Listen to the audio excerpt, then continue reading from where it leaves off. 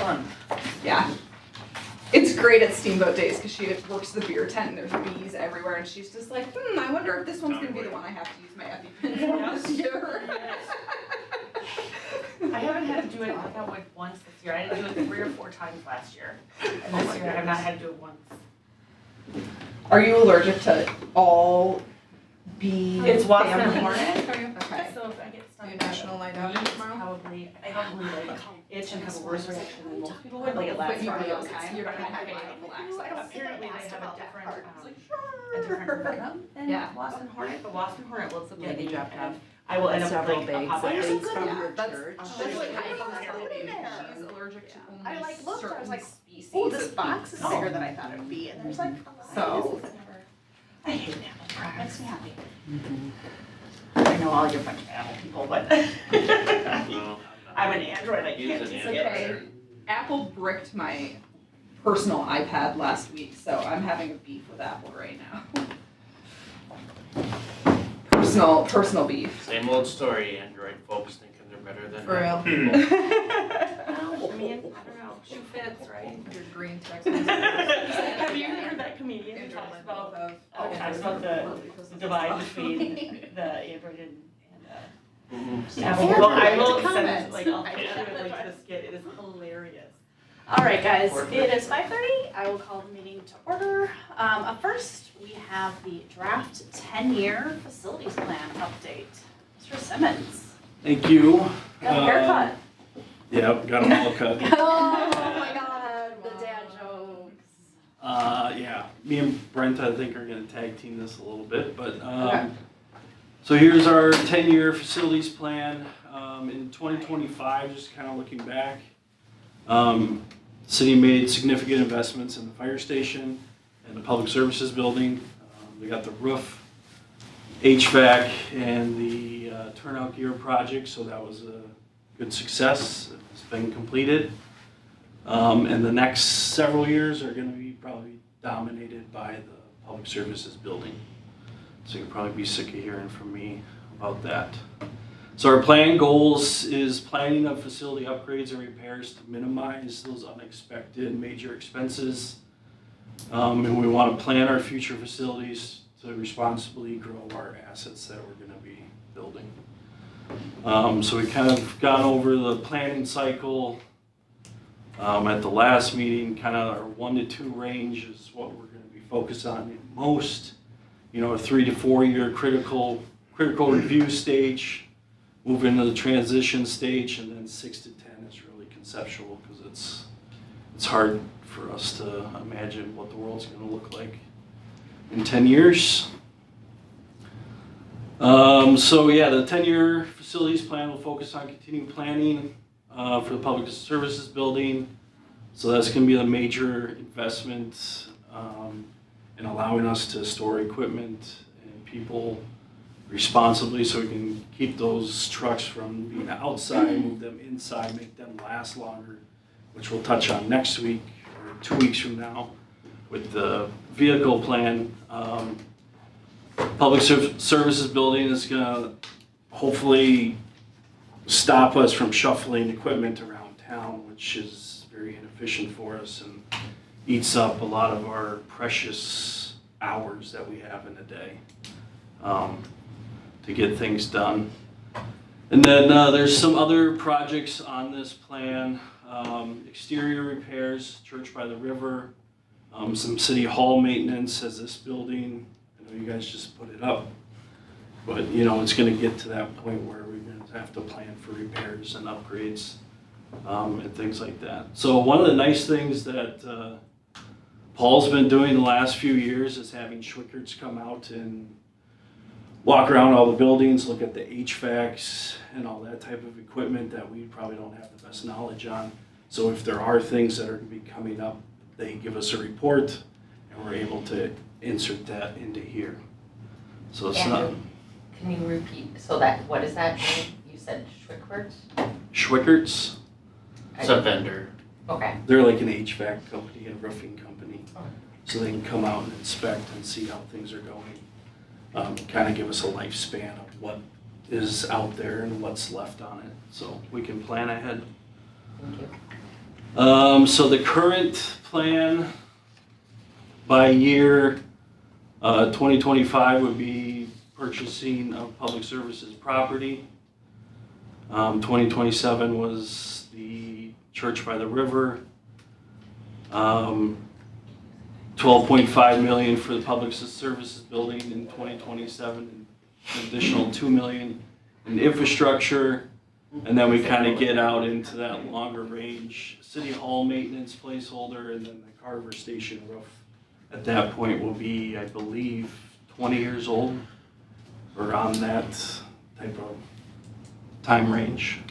Just to kind of interject, so on the public services building, that 12.5 should give all of us a little kind of a blast from the past of what we were operating under last year of that Wold space study and the work that we did, or the council did in the community on updating that with Ortel, and kind of coincidentally looking at what we had budgeted for land for public services.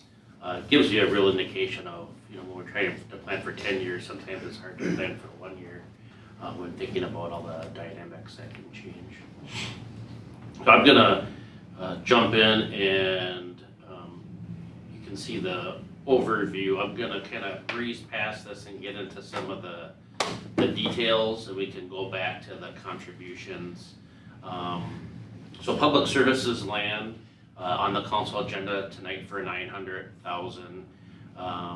As we just noted, the previous or current plan had 3 million.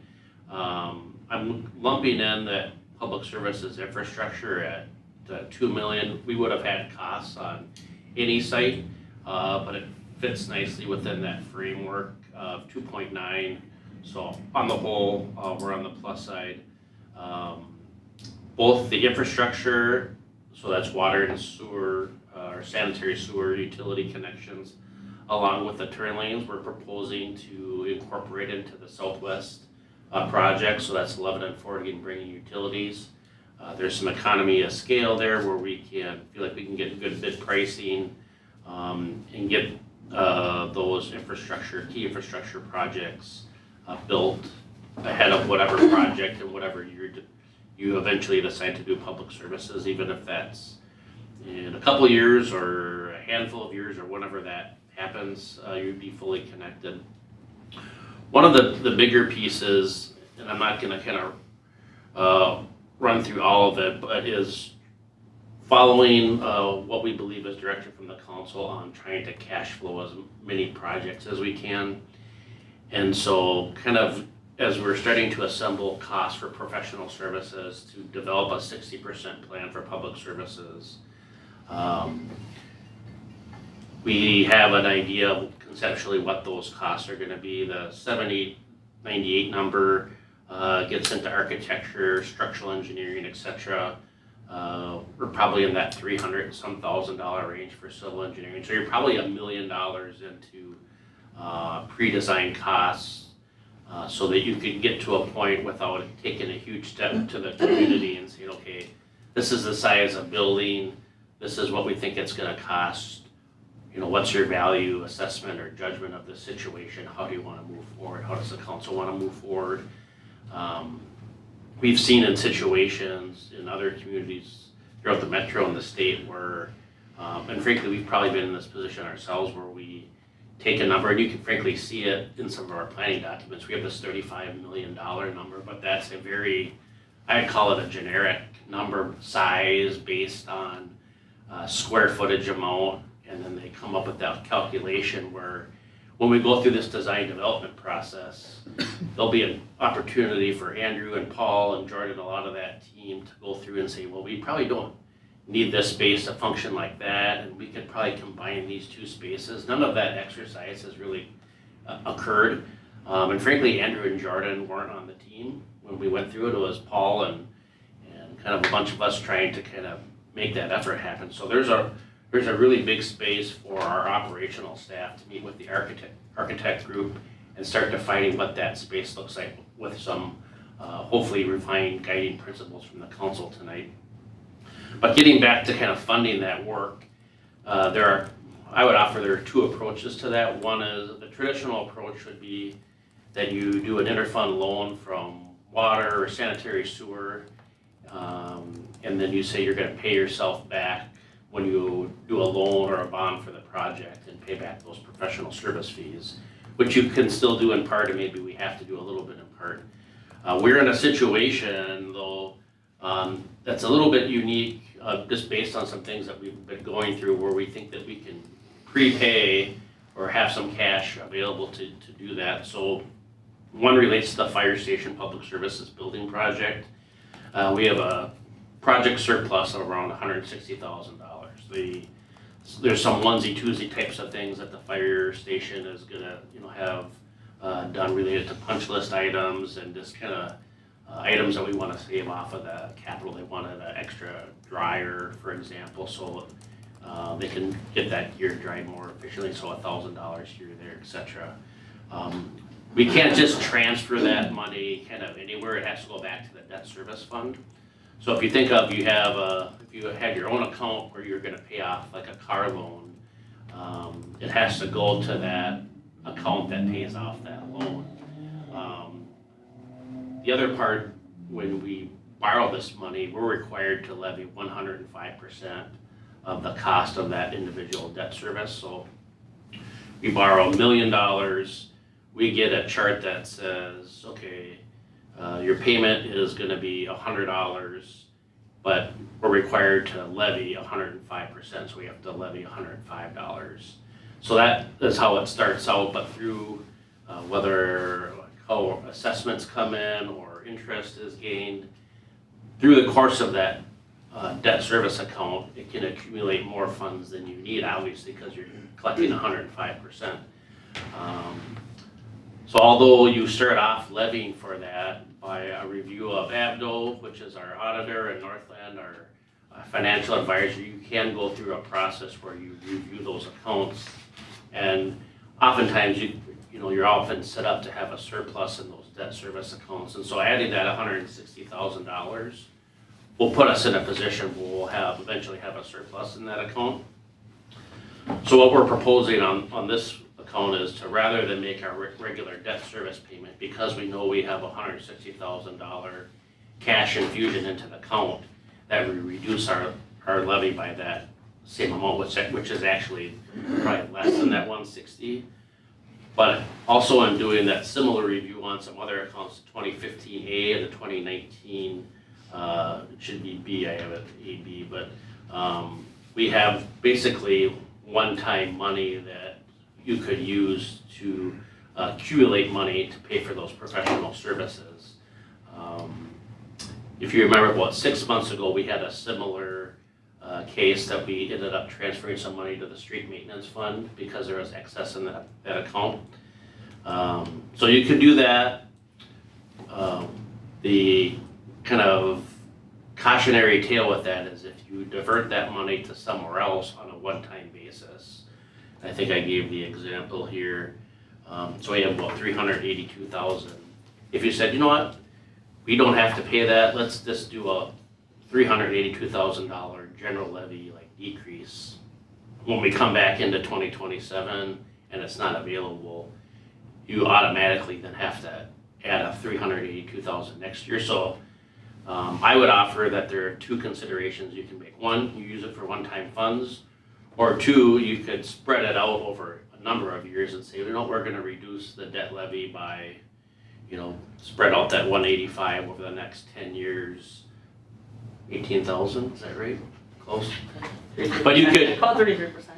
I mean, you could kind of evenly ladder it throughout the remainder of the debt service. We're offering as a way to kind of generate cash for these professional services, to frankly put less pressure on our finance system to actually do a bond issue for a bigger project, that this is something that you could consider. So I know that's a lot to share, so I just want to pause here and see if there are any questions or anything I can be more clear on. Questions? Can we back up just? Oh, I'm sorry, I wasn't even looking back this way. Something else starting? No, I'm looking at Eric, but it looks like you're still formulating your question. I'm still formulating Okay, what so go ahead, Brent Chris. said. Yeah, sorry, I just heard this way, like, oh, sorry. If we go back to the current plan summary right here, where we're looking at the Carver station, where the roof, I know this is a little bit out there, but what are we, This is sorry, the that one, yeah. current plan. If we're not going to, Is that the current one? Cause that only has 12 million in for the public services building. This is the current, Okay, the this next is one is the proposed. proposed, update. got it. this Okay. is just about the Carver station roof. I mean, are we looking ahead to even keeping that? I mean, we've got a big chunk of land up there that's sitting. I know we haven't made any choices about whether we wanna go and, look at the transit taxing district or not, but when we're looking out, I think this is a small amount of number compared to everything else that we're looking at. But when we're looking at cost, I mean, are we gonna even have Carver Station? To be honest, I don't think that's the portion of this that we're looking at. Sure. I think we're looking at years 1 to 2 and potentially 3 and 4, but I think like that's so far in the future that Okay, we'll just, I mean, I it's think not we, a concern, it's on the maybe radar. the short answer is we plan for it until we have a reason not to plan for it. So if the city sells it or we do something different with it, then we take it off. But if we know within the framework of this 10 years, at 20 years, a roof needs to be replaced, then we put it on Sure. the calendar. my other kind of out there thought about that is let's say that we decide we don't, can we sell that property up there or is it tied up in anything legal wise because we used a grant for it? That's just a big chunk sitting there. Yeah, there are strings attached. We're not prepared to tell you all Sure. what those are. But it was originally acquired with federal funds. Those were defederalized, but MnDOT is still involved, so there'd be, the last time we checked, there needs to be a relationship between the use and transit. Forever, like, That I don't Okay. know.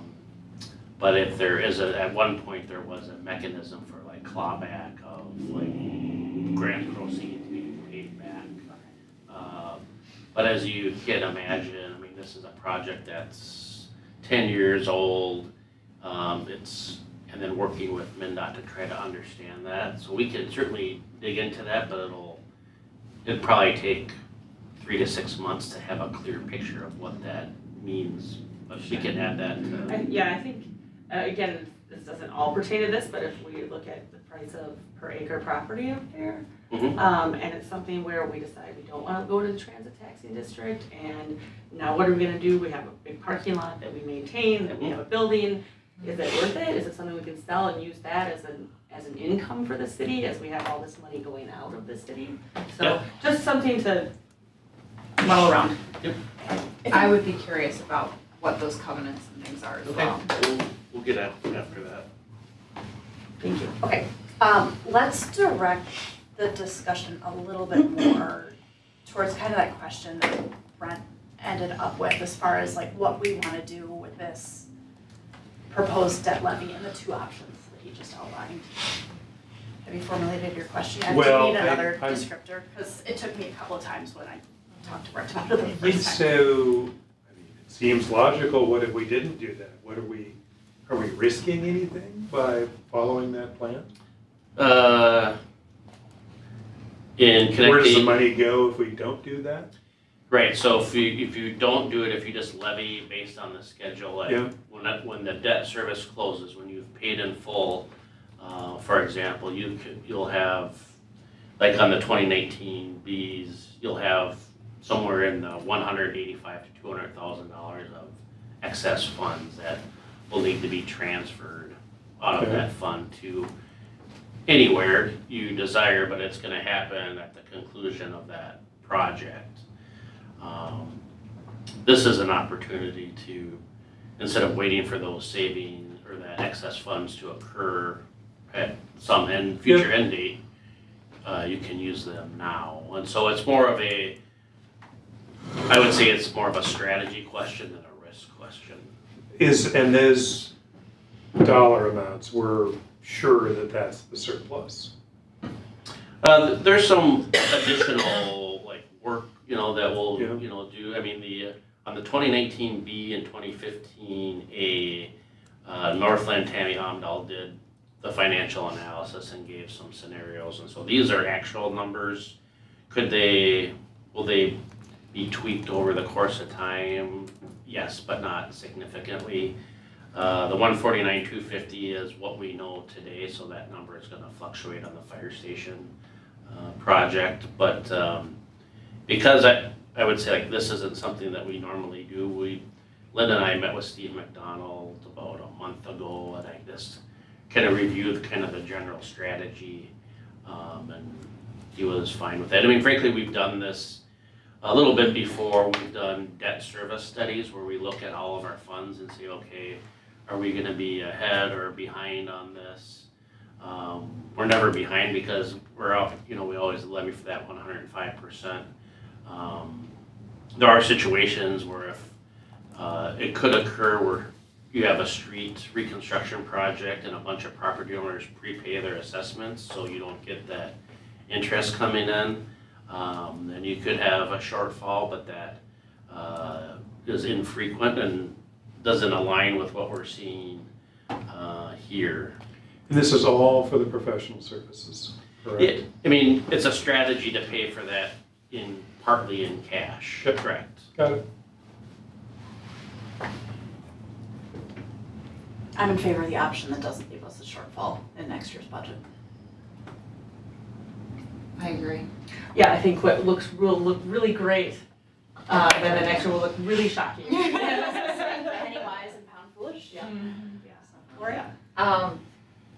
If we had the option, I'd feel more comfortable seeing if there's gonna be a surplus in the 2024, Fire Department Public Services, using that for professional services for that project, because I think the more advice or input we can get on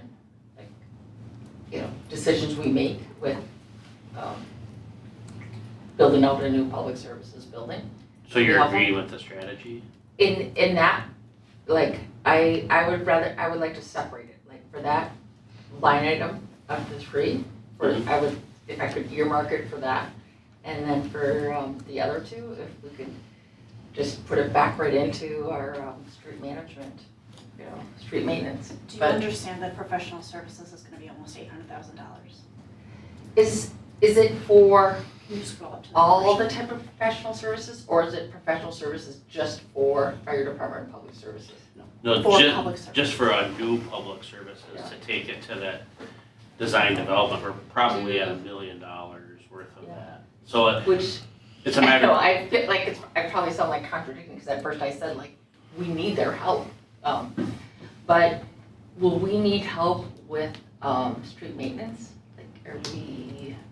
that's coming up on the next, we are cash flowing all those projects. If you'd add those two, you could do more. More is typically better, but it's a matter of strategy. If you choose to move that to street maintenance, that's a strategy, then we'd have to figure out some financing to fund the professional services. Or just offering the scenario where on street maintenance, we don't have to create financing for that because the plan is already set up to be funded. Okay, as a culture, I'm I need less advice or input on the street maintenance, because it's we could just drive around, or we kind of have, feet on the street, eyes, you kind of see what's needed. But if there's a possibility that that's not the right way to go, or if there's a professional services that can say, we actually have a better prediction for you, or here's where we see a cost going up, I would rather keep that I hear you. funds there. But I think I'm under, so when I say professional services, it's not, they're not giving advice. What they'll do, think of Erin Schmidt's role when you want to do a street project. They have to do survey work and geotechnical, where they do soil borings, and they prepare the official plans, and so it takes hundreds of hours to do. So what you'd be doing with this $1 million is you're going to be paying a group of engineers and architects to prepare plans for a future.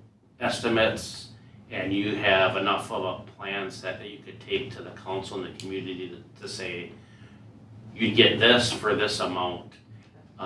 So it's less advice, even though there are advice elements, and it's more so building a plan enough that we can communicate it back out to the council and the public for them to weigh in on. That's helpful, because I don't wanna walk away from, we should like have money set aside to like get input for street maintenance things, other than. Yeah, I mean, if you would move it to street maintenance, it wouldn't necessarily be input, it would just be, you would just add kind of a cash infusion to do more streets earlier Okay. maybe in the process than you had originally So, like, planned for.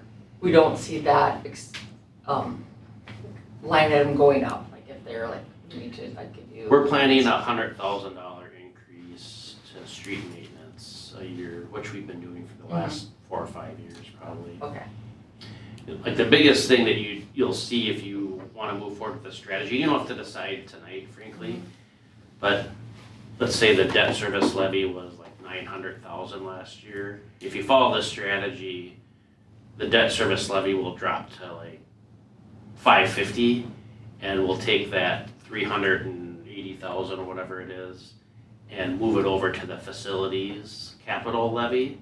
So you're getting the same amount that you would, except for instead of taking it for the debt, you're moving it to capital for 1 year. So you'll notice a big change in the categories, but the bottom number will be the same. okay. No, then I don't have any concerns. Seems like a smart strategy to me to use those 3 sources of money to put towards that 798, so I'm all for it.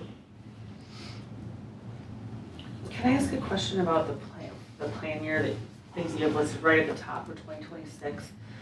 So, we know the land costs, and then I think you talked about this, sorry, there's a lot of information, I wanna make sure I got it Yeah. correct. So we're doing the turn lane in conjunction with the rest of our utilities extension to get a cheaper price on it? That's the goal, yes. Okay. If the council supports that. Sure. So the public services infrastructure for 2 million, that's not the same as that we're talking about the utilities extension, right?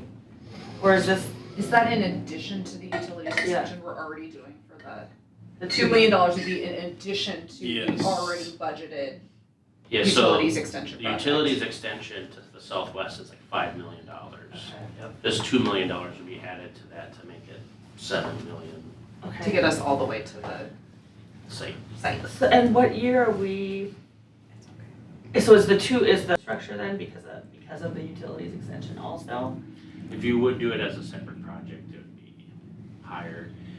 We know, and we were gonna, so we bond for that, if you make it, round it to 500,000, say 2.5, add it to that 5 million.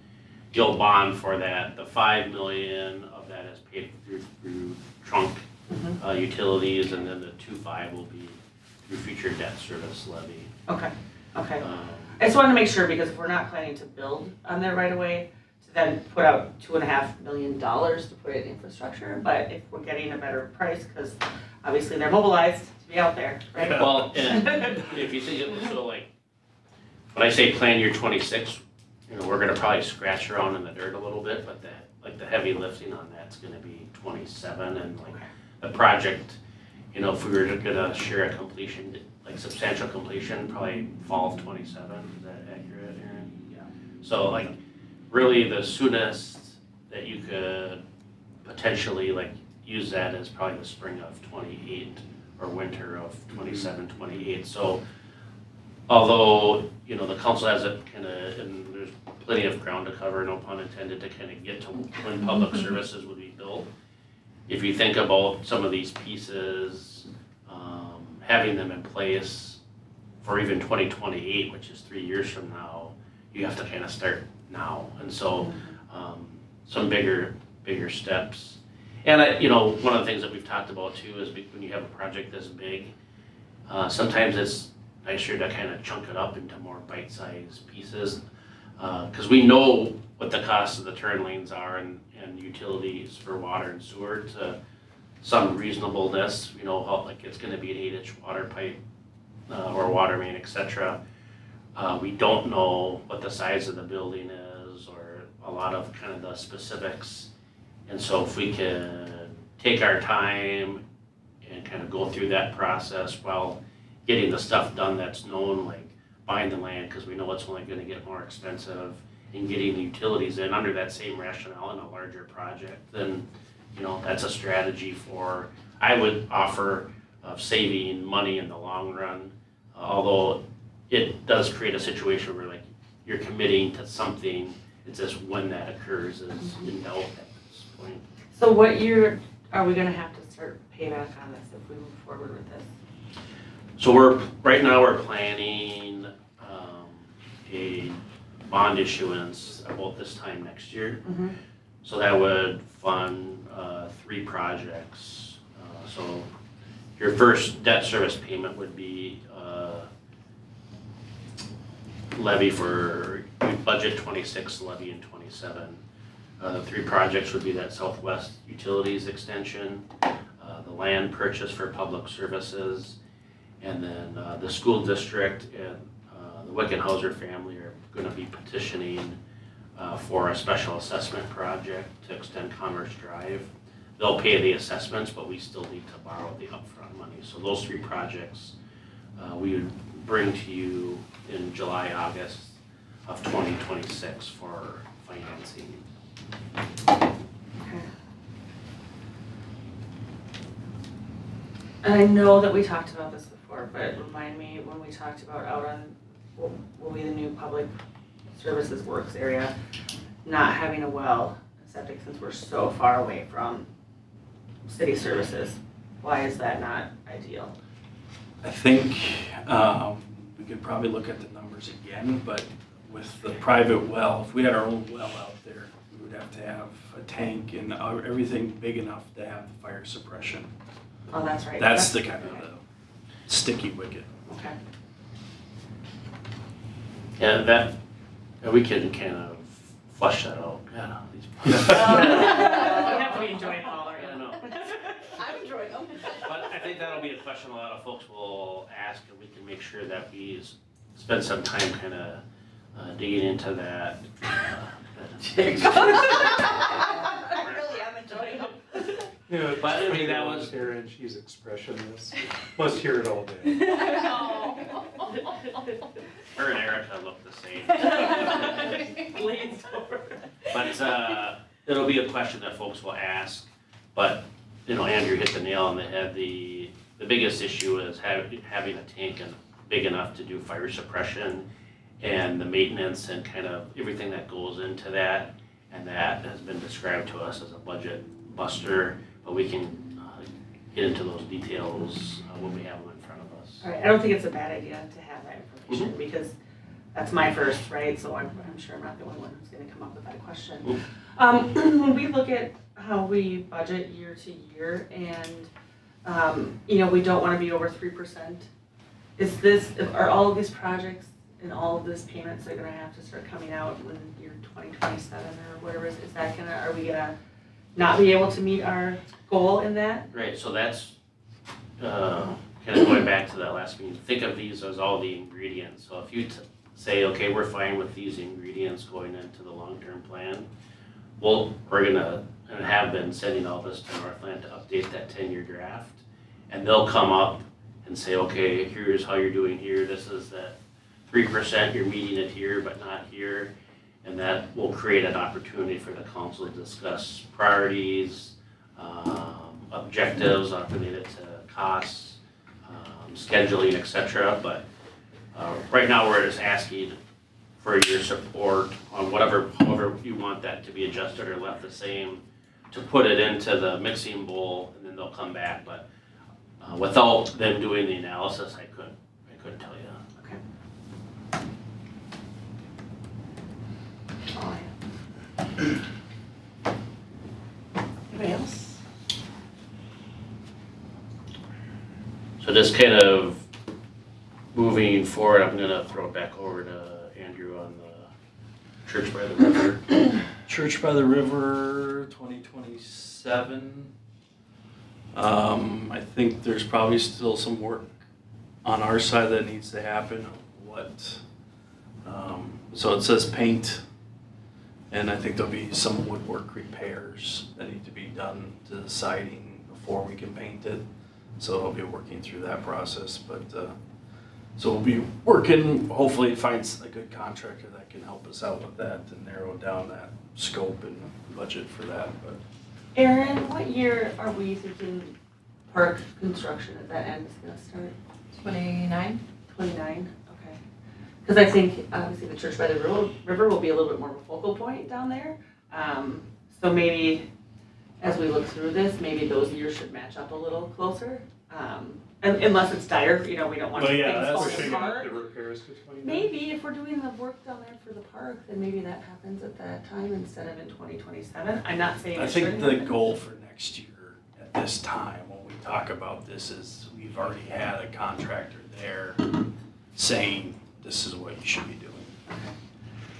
Because it's still in that 2-year Okay. window, Okay. you know what I mean? Yep, yeah. I don't want the building to fall apart, obviously, but Right. I'm just, if we're all doing big construction down there and it's something that can wait and we can do it all at once, then maybe that's the right time.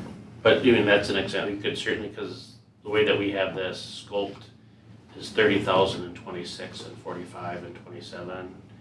If you said, no, we'd rather see that in 29, then we would, maybe split it up into different quantities and do less.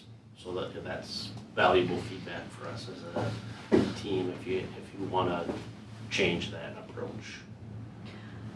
For me, I think it's really clear that you're creating some room for the big project in 28. My only concern is with that being an all-wood building, it can go from to, oh my goodness, really, really quickly. So I'd like to get a better idea of can we afford to wait 2 years? And true, on because repairs for otherwise we that? have to add it back in later too, and then it just gets bumped onto the. On top of after the big year, right? I just have the strongest preference of not seeing it in 28, but I think that goes unsaid. I think we're all working around that presumption.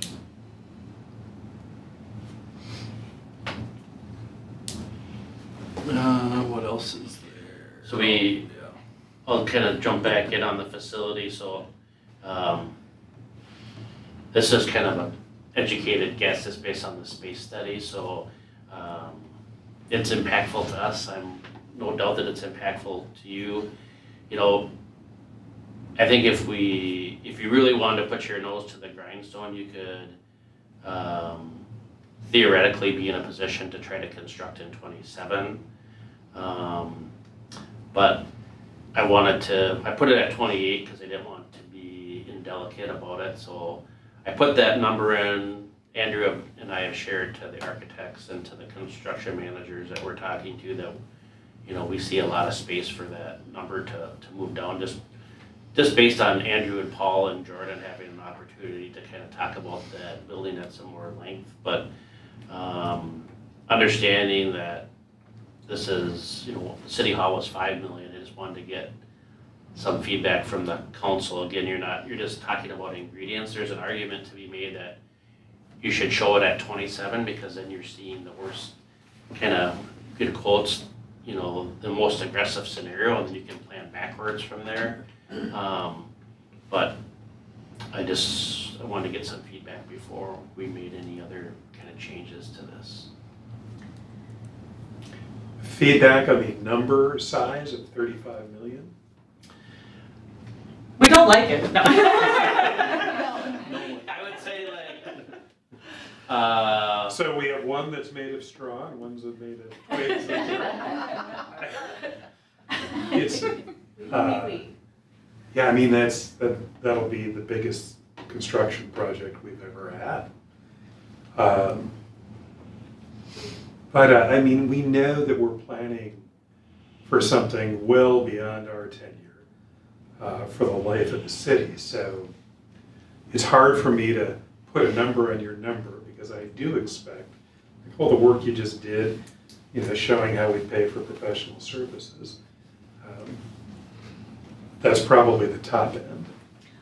You're asking more for feedback on the year and the sequencing. Yeah, I think I would say like the public's, like the cost is kind of arbitrary right now because Yeah. we just don't know what it is, but I would offer that if design development starts in October, I would say by like spring, summer, we'll have a good enough set of plans and cost estimates that we can do robust community engagement all throughout the summer and fall. And if the council had the prerogative to say, okay, we've got all this, we feel like we have support for whatever this project is, you could fundamentally request plans and specs that winter and bid a project in 27. Now, is that like, no, we're not ready, that's way too fast, we want to see it for 28, or no, we want to see what 27, what that tax impact would be. But that said, we're going to use this 35 million number, knowing that could be off by millions at this point. So it's kind of, Okay, so let's talk about the year then. It's not gonna cost us less in 28. So if we're ready to go in 27, don't we wanna be ready to go in 27? that's what I'm asking you. Well, if we're doing the project and we can save money by getting a quote at 27 at those materials costs or whatever it is. I mean, we made some great progress on the land acquisition. We're gonna talk about that in the council meeting, but I think that went really well and we're moving along. I would support being ready to go when we can get the best value. So I would support 27. Do you think that allows enough time, as things take time, when it comes to finalizing the purchase of the land, getting the infrastructure done out to it, you know, all of those things, like,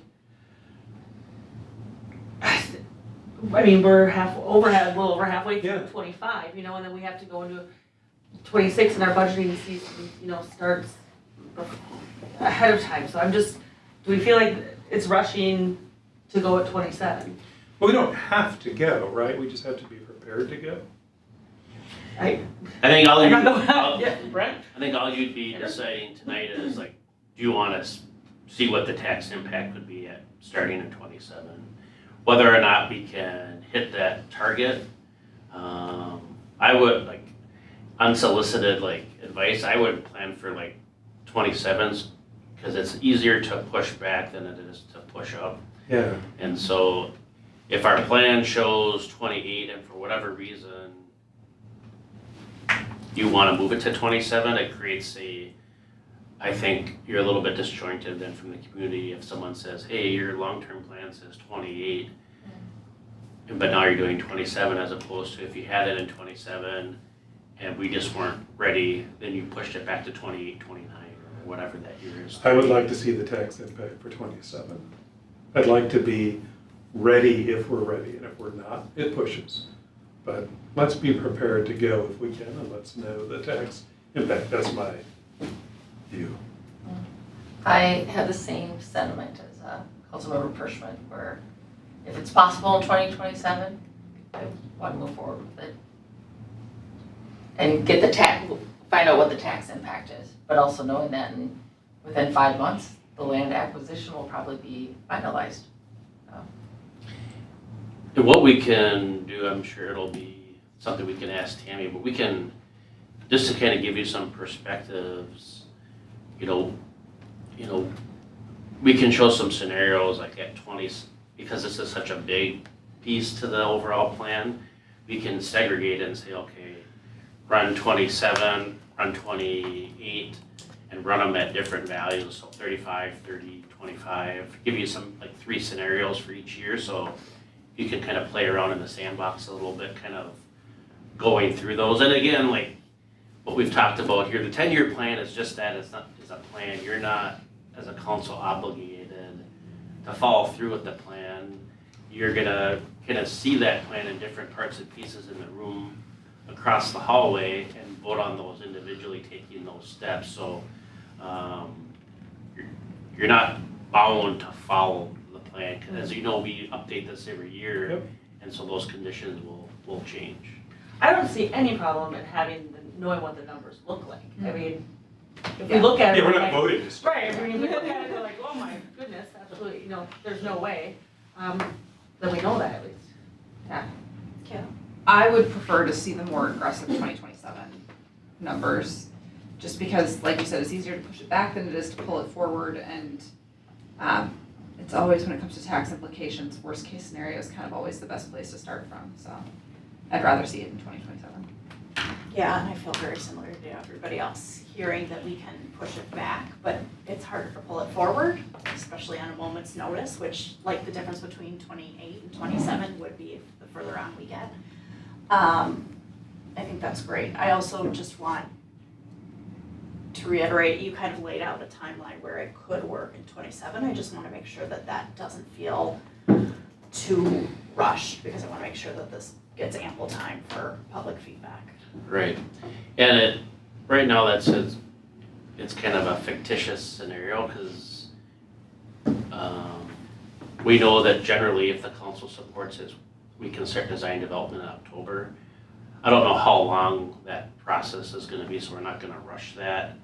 And based on what that is, we wanna tailor community engagement based on that. I mean, a couple of you have already mentioned, like, there'd be a great opportunity at the fire department, the city open house in the fall of 26 to kind of represent that, so you're already like into October with the community engagement. And so that's the part we want to spend the most time with, and maybe that's just something that you'll know when you feel like, okay, this has resonated, it's a conversation piece in the community.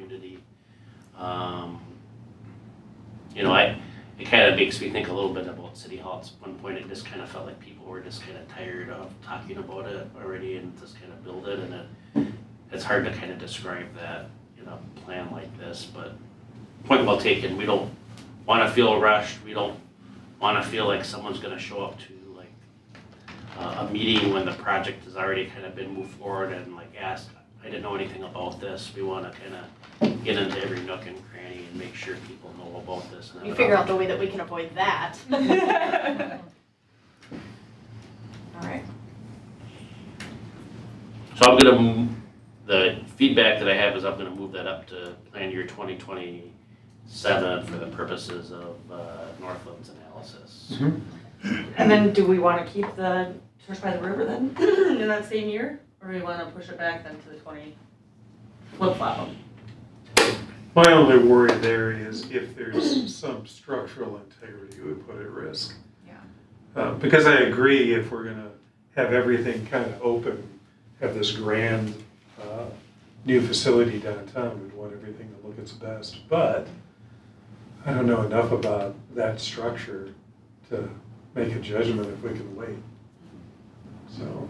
Yeah, I mean, the rest of this year and early next year, we have a better picture. So I think my suggestion would be leave it the way it is right now. And if someone tells us that there's not as much work that needs to be done on it than we think, then that's great. But if not, then we reassess. And You could wrap it in blue tie, that could. Christy, that's another example of easier to push back than pull forward. So I'm comfortable with keeping it in 27.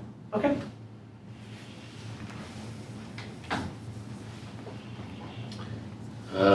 I can do this one. The City Hall maintenance is just a placeholder. We'd be at 10 years, undefined. And so this is, again, the strategy of kind of building cash, and you can kind of see it in the earlier contributions kind of layout. Rather than saying, okay, we need 50,000 next year, we're gonna build 10,000 a year for 5 years, and kind of build a maintenance account, if you will, or as the mayor likes to call it, the water heater fund for City Hall. And then I think we talked about the re-roof. So I'm gonna go back up to the contributions page. So that 412,958, that's that one-time money plus the $30,000 for, in essence, the first half or 40% of the Church by the River. And then 2027 is that second half. 28 and 29 fund that 50,000 in undefined City Hall maintenance. And then you see like kind of that laddering of 10, 10, and then 15's building that maintenance account for the re-roof, but then as other things pop up with this building or other facilities that we have, we'll be able to get a better handle on it. And frankly, just like with a lot of these plans that you're probably experiencing, and I know we're experiencing as we're putting together, it's energizing and overwhelming all at the same time because we haven't done 10-year plans on parks, on facilities. We have done that heavy lifting on infrastructure, and we've been there for a little bit on streets. But the rest of it is like we're building it, and I think we're gonna get better and more narrowed in on what the needs are. But corresponding to that is kind of building that seed money, kind of following that same pattern that we use for street maintenance. You know, we were mentioning to Andrew that, you know, it wasn't that long ago, probably half a dozen years ago, we were at $40,000 a year for just every street maintenance that we did in the city, 45,000.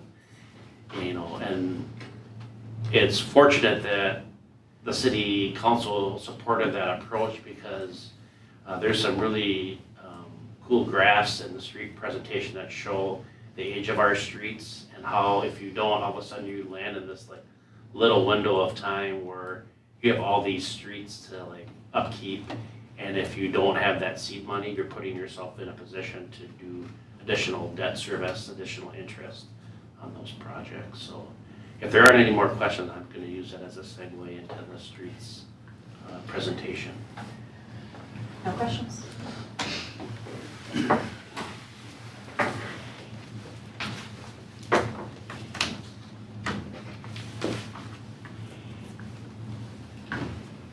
If you can address it, my son wants to know why we used gray gravel instead of red gravel. Oh, the county switched from the limestone to the granite chip. Well, it's not really granite, but it's kind of granite. It's from Morton, which is a nice, technically. I used to be a geologist, so I like rocks.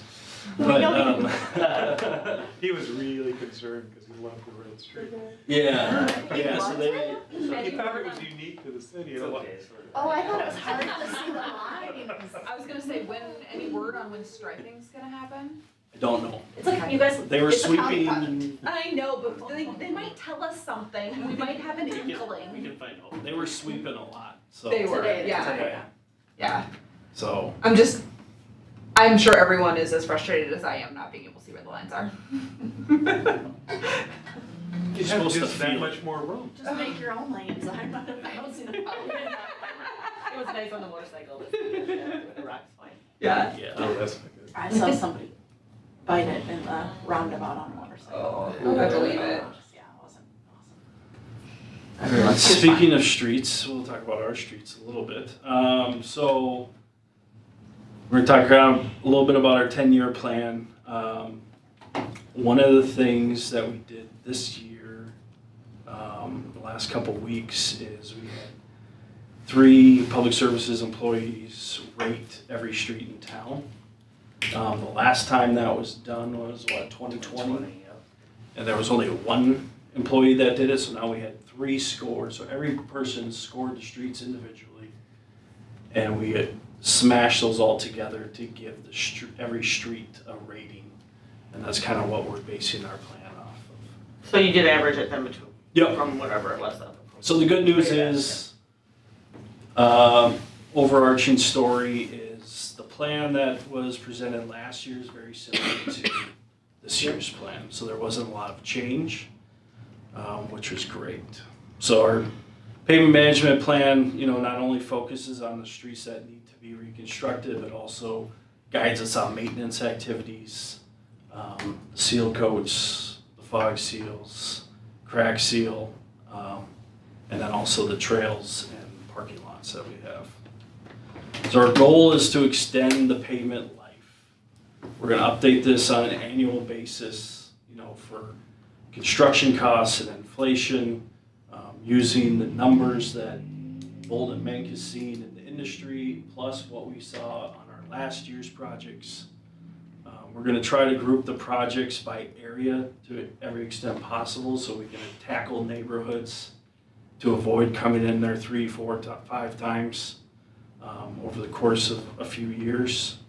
And we want to complete mill and overlays before we need to reclaim the entire road. Can I ask a question about that? Can you mill and overlay indefinitely, or does the roadbed eventually need a reclamation? So a lot of times when you see those mill and overlays, you will notice that the cracks show up faster, Yeah. usually within the first or second year, and those are those underlying cracks that you didn't get with the reclamation. So the answer is you ultimately You have to do could. a reclamation. I mean, you could do it indefinitely, but they're gonna be deteriorating faster. You're spending more on maintenance. Yeah, and the mill and overlay, the gap between them, like right now, we're targeting like year 20 for our first mill and overlay. You'll see that gap start to close, you know, and pretty soon it's not cost effective where you're just gonna wanna do the reclaim and just get a brand new pavement section. Can I ask a question just kind of, because I'm curious, you said you had 3 employees do it. Were anybody's ratings wildly different? They were actually pretty close. For the street they lived on. Oh, No one lived in town. I did it, Paul did it, and then Wayne did it. Okay, So I was just curious. those were the 3. And the outliers. But they were very similar in scores. Maybe one had one higher, a Yeah. little bit lower, but you know, with the average, it basically was right on. Okay. So we put it in the glossary just in case. Hopefully, we can get everyone up to, we can speak the same language. I just have to know one right off. Mulberry Lane off Green Ash says that it's poor. Isn't that the new street? I don't think we're there yet. No, I know, I'm just sorry. Oh, yeah, you're right. Sorry, I'm on the map. I love it. It's on the map. I'm already on, I'm Let's jumping put a pin in that, as they say. I will defer to Erin to a lot of the street names because I'm not I gotcha. up to speed yet. Wait a minute. Tried. I'm ahead of the game here. So. All right, so here's our funding. So 2026 will be 620, then it bumps up to 720, 770.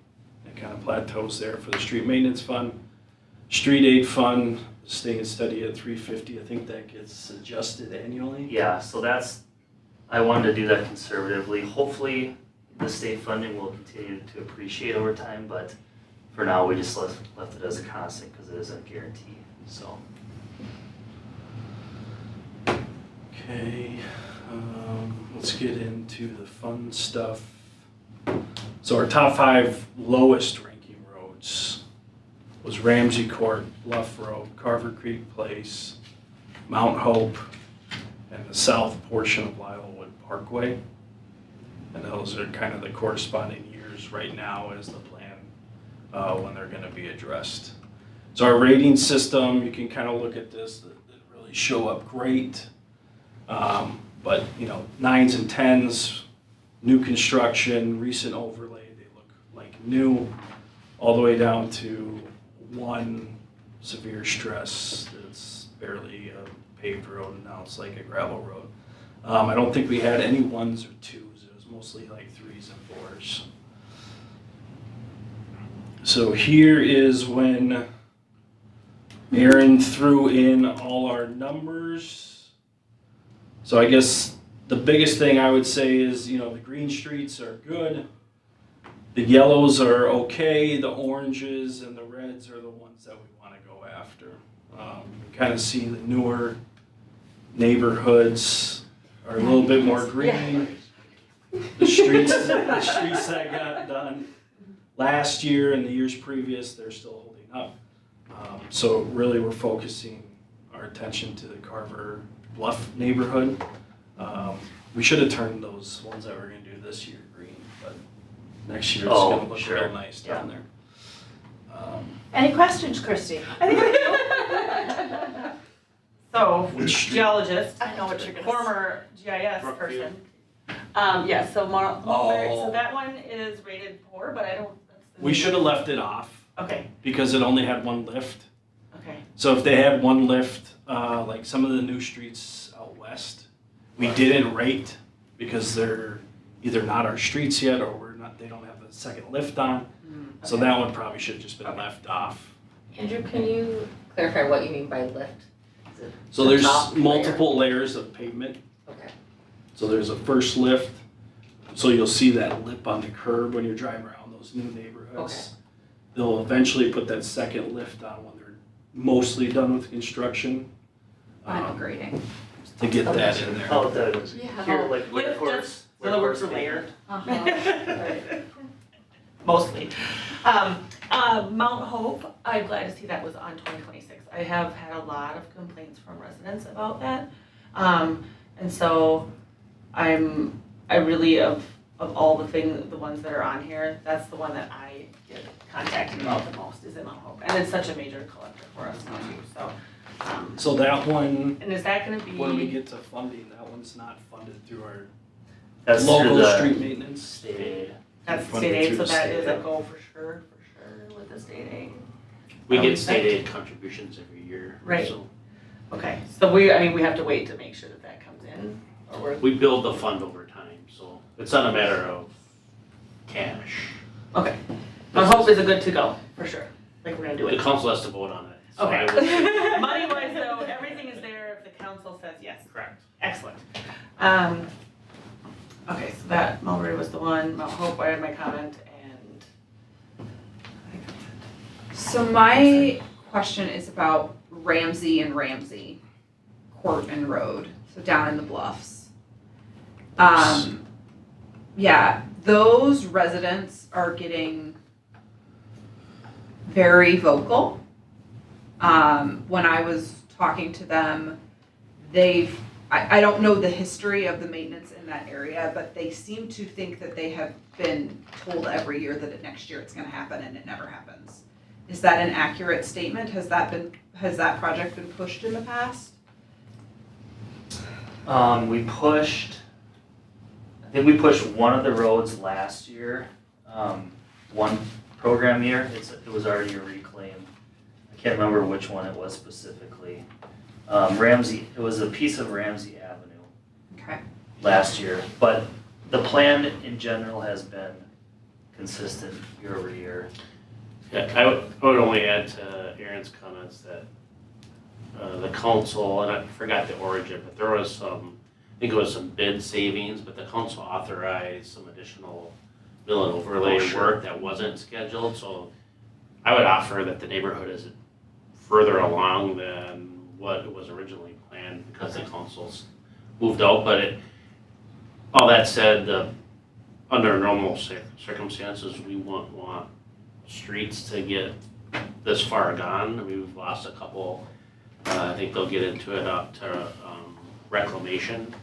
But this is the product of not having a plan in place for many years, and now that we do, it'll be nice to have this neighborhood done. Yeah, because I hear a lot about Mount Hope. That's one, residents both that live on it and that don't have vocal concerns about that one. But the other one that I hear about a lot is the Ramsey. And the concern I keep hearing that I kept hearing from them was that they feel like when they talk to the city says it's next year and then it never gets done. Yeah, so So- I've talked to one resident a couple times related to Bluff Road, and we've had a pretty consistent date.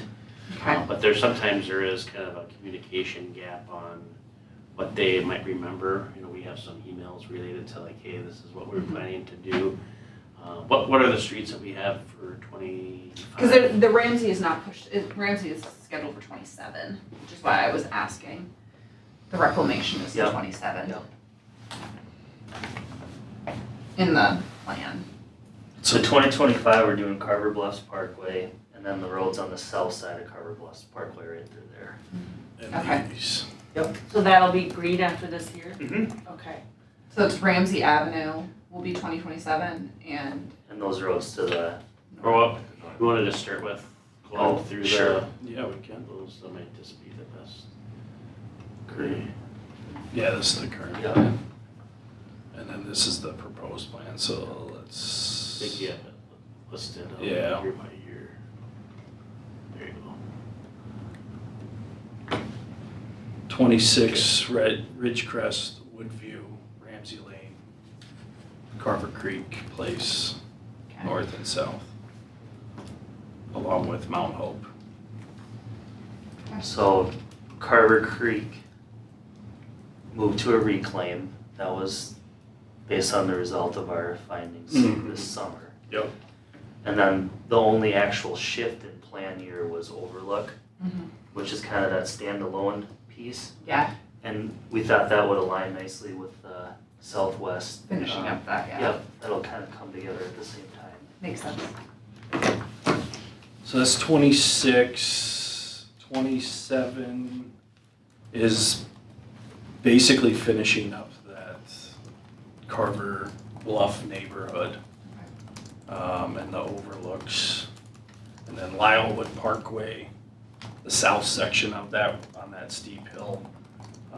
That could be a Can you go back up? alternate next year, hopefully. Oh no, Carver, never mind. I thought maybe one of the overlooks was supposed to be a reclaim, but it was the Carver Creek that got changed to a reclaim.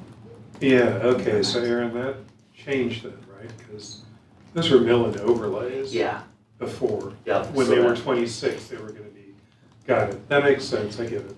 And can you share for the council, Erin, like the cost differential between mill and overlay and reclamation, because that's significant. Yeah, I know I've said it in the past, but it is about twice as much money as a mill and overlay to make that switch into a. Well, it's good to know. I get complaints in my neighborhood about this. Well, the messaging will be, yes, it's delayed a year, but it's a complete reclamation and it'll improve the road quality significantly. We won't see cracks develop, like you said, as quickly.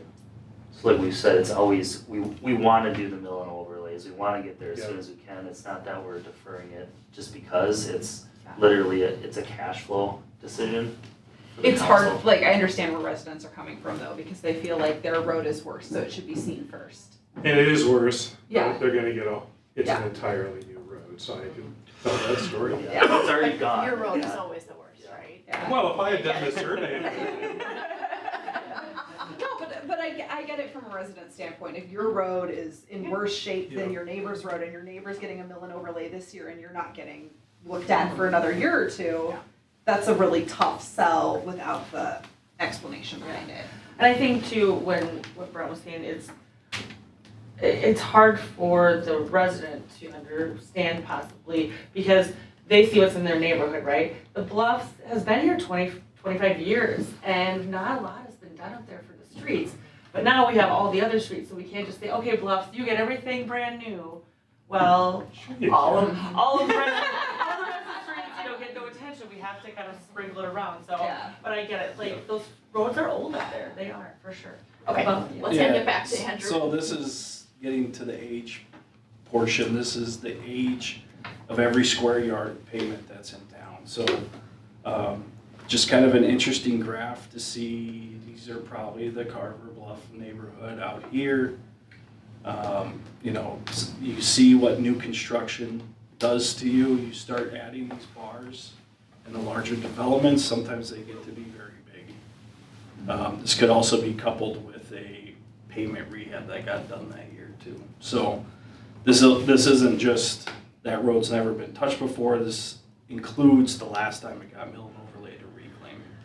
And then the blue line is just to highlight that in 2025, we're gonna pick off about 20,000 square yards of pavement rehab. So some of those bars are 70,000 square yards, so that would take 3 years to break up that chunk. So sometimes we get that pig in a python type look at some of these. I think what's really cool with this Right, too. you're very proud of him right now, aren't you?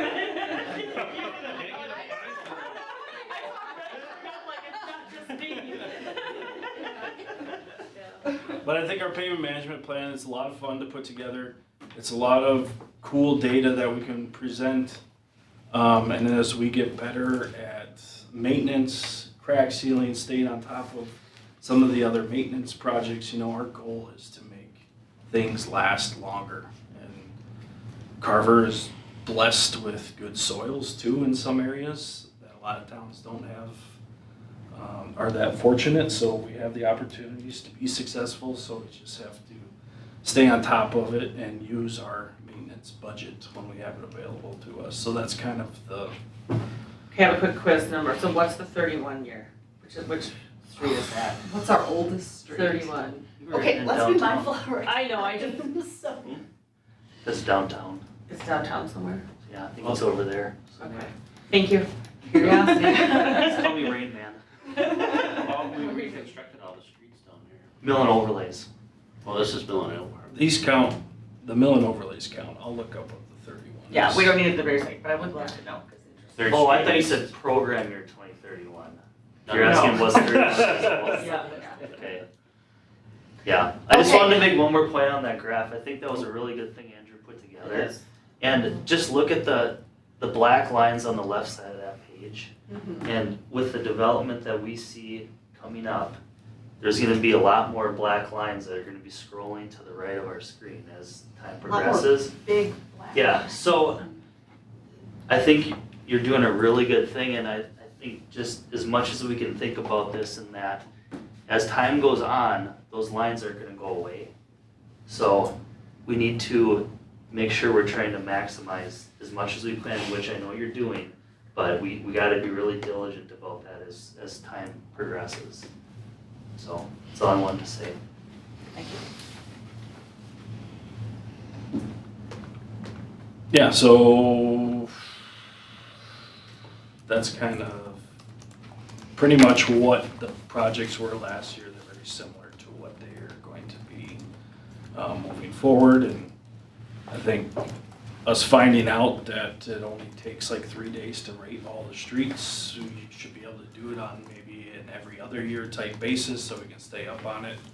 And give good data to Erin so he can run the numbers and put our nice maps together and keep us in a good spot, so.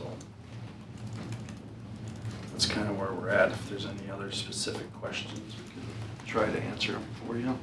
I have a few, I think they'll be really quick. Yeah. Specific questions. So with our pavement management plan, including trail and city parking lots, I don't see any, you're scrolling up? And not an answer for today, but in the future, I would like to see, there we go, what you're planning for trails and parking lots. And then, is it just paved, or what about the huge gravel?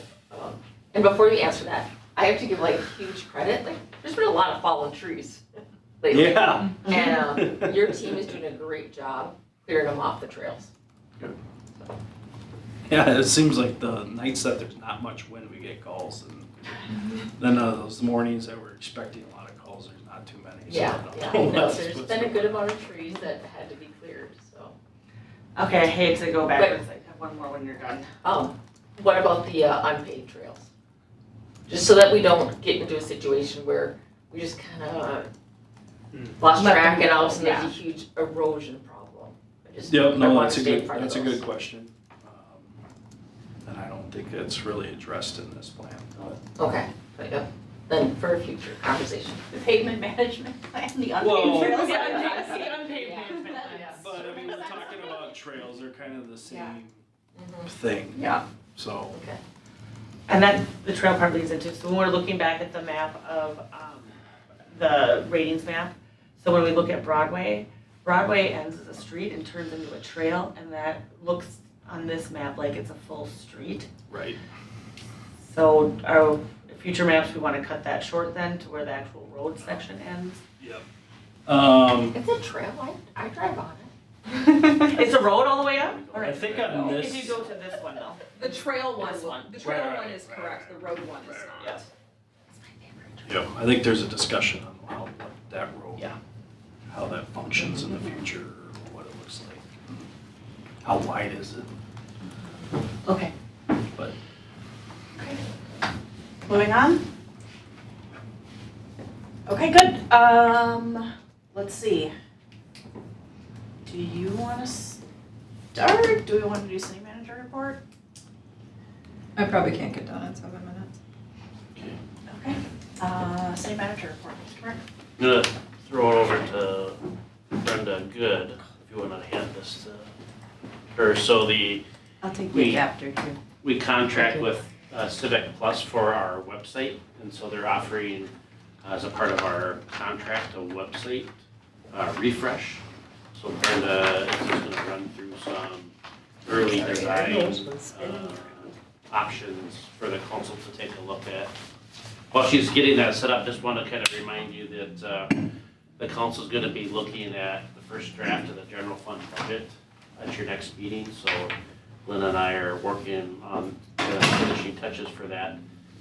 But then in addition, you'll have your parks, utilities, infrastructure, and equipment, I think, all at the meeting on the 18th too, so pretty heavy work session agenda. Brenda?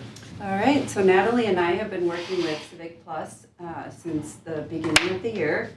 And as Brent mentioned, every 4 years, they do a website refresh with their customers. It's part of the annual contract included in that. So here's a picture or a shot of our current website. And then here is what they've come up with for redesign. So color scheme and layout is part of what they help us with. We have the full option to change pictures. If you refresh websites, a lot of times the pictures will change on there. Of course, it didn't when they expected it to. But we have several pictures in there, and those can be changed at any time. We just gave them some to work with. They've softened up the buttons a little bit, made them bigger, and changed some coloring on that. And then they've generally just added some coloring, a little bit more coloring to the website. These are our news flashes that we have out there. We've made the containers a consistent size across all. You can click and view all news there, get a quick, easy one. We were able to choose a design component, and so we chose this one here. It's called something, it's an extra content feature. So we still need to build this out, but as an example, we've got our resident info, and then we can just highlight things for that. This won't switch, but for utility billing, we might have the start service, stop service. Why is my water high? Why is my usage high? And some of those resources out there. And then Or why is my rate low? yes, yeah, we could promote that. So Make it a big button. yes, yeah. So do we have what the mobile view is of this? Because that's really important. Yes, so I'm just going to show you a quick page, interior page. So it's just got the City of Carver logo here. We all know social media is where people find some information too, so we've moved that to the top. It's got some rounded edges, etc. So it's a good opportunity for us to also kind of just redesign on our end, things that aren't like part of a major update, but Can some something that we AI can- be used to de-age the city council? perhaps. Slim, stretch, yeah. And then one of my favorite things is the mobile app. So Erin was able to pull that up with her. Perfect. And if you scroll down those buttons, That's great. we made no changes to those, we sure could, but if you continue scrolling, events and highlights, that's our news flash. And then that resident info, where they can click on any of that. And then if she continues on, then they could click on the utility billing, permits, or the connect. Love it. I like it. Yeah, Are that's those great. colors the blue and green, like the exact blue and green from our logo? We're gonna check on that Okay. because they weren't, and then we requested that they are, and Okay. I'm still like a little unsure if they are Okay. or not. Do you prefer that they be the same? Yes. Yes, that's what I thought. So. Yeah. Visual identity. Exactly. Erin, do you mind scrolling down just a little bit? Are you okay with like a blue offsetting our green? I think it looks just fine. Looks Yeah. great. Yeah, I have one question though. Will this clear up some of our, link to links? Like if I go to meetings and events right now, it links me to a page and then I have to click another page to get to the agendas and minutes. Will any of that get cleaned up in here at all? It depends. I mean, that's good feedback, and I could clean that up. But if you go to the bottom of the page and click on the Watch City, go up a little bit more, down a little more. there. It just is watch city meetings, it takes you right to it. Right but- to it, okay. But are you going through the calendar? Is that what you're doing? No, when I go on, like, my laptop at home or whatever, then when I go to click on, I would have to, I'll show you Okay, how yeah, I'll let's show you chat. how it does, and there's like an extra page that you have to page. I can show you, I know. I know what Okay. you're talking about. Okay, Okay. All right, that's what. yeah, that's good. Did you get what you Thank needed from us? Yeah, if you have any feedback specifically, but I think we're ready to roll it out, probably, well, we have a meeting on Thursday with them to kind of give them the thumbs up. Roll it out, it looks Yeah. good. I think it looks Looks great. good. It's funny because I thought it was perfect the way it was, but now that they redid it, I'm like, oh yeah. Isn't it Yeah, funny how right. fast it changes? You're like, oh, this is great, we just did this. Yes. And then you're like, Yeah. oh, wait, Yeah. it's been a couple of years now, it's outdated. Awesome. Okay, thank you. Good work. Is that it? Okay, any council requests?